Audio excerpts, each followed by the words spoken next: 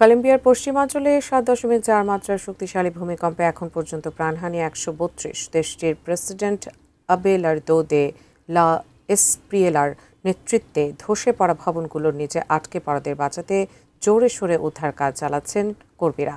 দেশজুড়ে জারি হয়েছে জরুরি অবস্থা। বিস্তারিত ডেস্ক রিপোর্টে। প্রথম অগ্রাধিকার ধ্বংসস্তূপের নিচে আটকা পড়া মানুষ উদ্ধার, জীবন রক্ষা, ক্ষতিগ্রস্ত মানুষকে সহায়তা এবং যেখানে প্রয়োজন সেখানে ত্রাণ পৌঁছে দিতে সব সক্ষমতাকে কাজে লাগিয়েছে কলম্বিয়ার সরকার।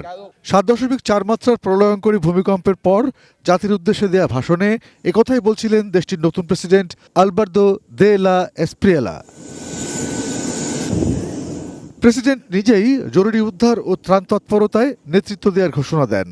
রাজধানী বোগোটার জাতীয় দুর্যোগ সংস্থার সমন্বিত কমান্ড পোস্ট থেকে তিনি পর্যায়ক্রমে কার্যক্রম পরিচালনা করবেন।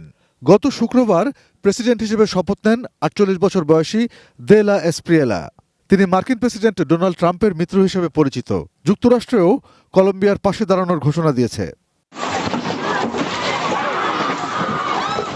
মার্কিন ভূতাত্ত্বিক জরিপ সংস্থা জানিয়েছে ভূকম্পের কেন্দ্রস্থল ছিল রাজধানী বোগোটা থেকে প্রায় 400 কিলোমিটার পশ্চিমে চোকো অঞ্চলের সান হোসে দেল পালমারে। ভূকম্পনটি ভূপৃষ্ঠের 107 কিলোমিটার গভীরে আঘাত হানে। সবচেয়ে বেশি ক্ষতিগ্রস্ত হয়েছে ভূকম্পের কেন্দ্র থেকে 55 কিলোমিটার দূরে কফি উৎপাদনের জন্য পরিচিত পর্যটন অঞ্চল এহে কাফেতেরোর পেরেইরা শহর। ধসে পড়েছে শহরের প্রধান স্কোয়ারের প্লাজা বলিভার ভবনটি। এছাড়া মেট্রোপলিটন এলাকার আরও 65টি ভবন ধস ও অন্তত 40 জনের প্রাণহানির খবর নিশ্চিত করেছে স্থানীয় কর্তৃপক্ষ। রাজধানী বোগোটার দক্ষিণ পশ্চিমে কালি শহরে অন্তত 25টি ভবন ধসে পড়েছে, সেখানে বাড়ছে প্রাণহানি। লাতিন আমেরিকার দেশ ভেনেজুয়েলার পর এবার ভয়াবহ ভূমিকম্পের শিকার হলো পার্শ্ববর্তী কলম্বিয়া।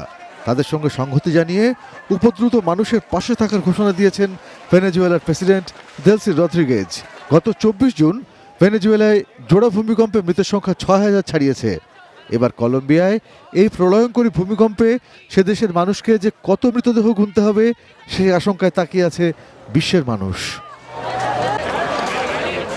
অর্পণ Maitra, desk report, ATN news.